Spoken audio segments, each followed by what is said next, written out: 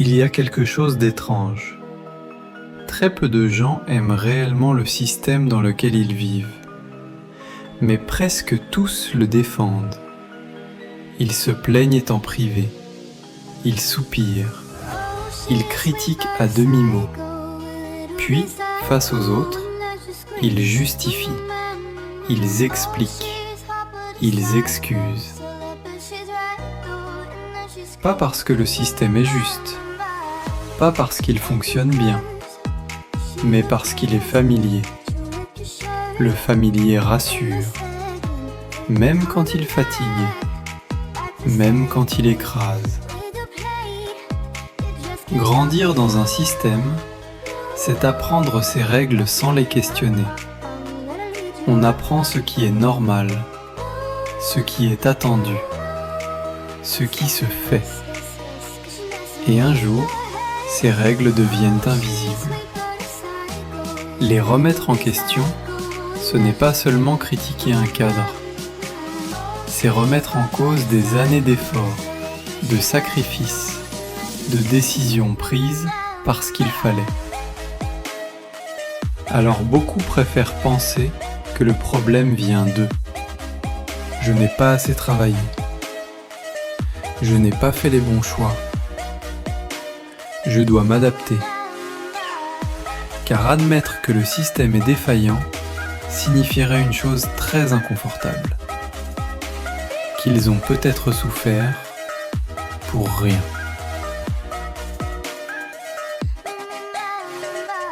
Le système ne tient pas par la violence. Il tient par des mécanismes beaucoup plus discrets. Le premier, c'est l'illusion du choix. Choisir entre deux options qu'on n'a pas créées donne l'impression de liberté. Mais ce n'est pas de la liberté, c'est une sélection encadrée.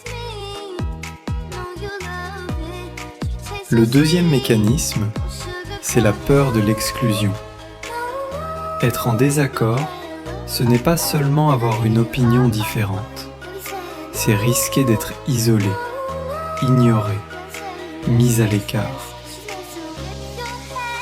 L'être humain peut supporter l'injustice, il peut supporter la frustration, mais il supporte très mal d'être seul contre tous.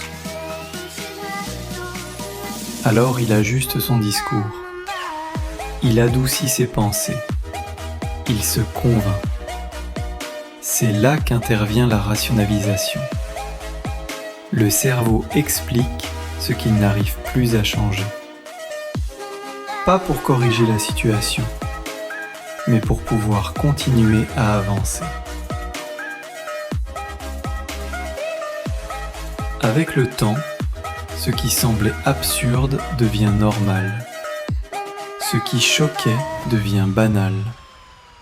Et ce qui était inacceptable devient comme ça. Le plus troublant, ce n'est pas que le système se protège, c'est que ce soit ceux qui l'usent qui le défendent le plus. Parce qu'à force de vivre dedans, le système devient une identité. Le critiquer, ce n'est plus critiquer une structure, c'est attaquer une vision du monde, une image de soi, un sens donné à sa propre histoire. Alors la défense devient automatique, instinctive, presque émotionnelle, sans ordre, sans contrainte. Le système le plus solide n'est pas celui qu'on impose par la force, c'est celui que les gens intériorisent, celui qu'ils justifient, qu'ils expliquent, qu'ils protègent, même quand il les détruit lentement. Comprendre ça, ce n'est pas se rebeller, c'est simplement ouvrir les yeux sur son angle mort.